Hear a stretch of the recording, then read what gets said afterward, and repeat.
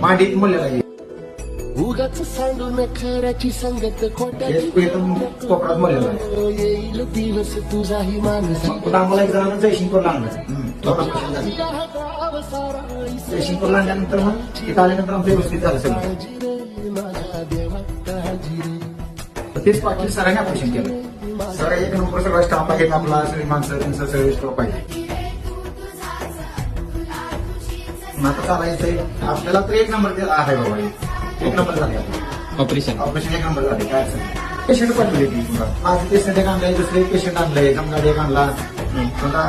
दुसरं माझी मंडळी आणली. दुसरं एक माझा एक मुलगा येणार आहे अजून एक 2-4 दिवसांनी, 4 दिवसांनी माझं येणार आहे.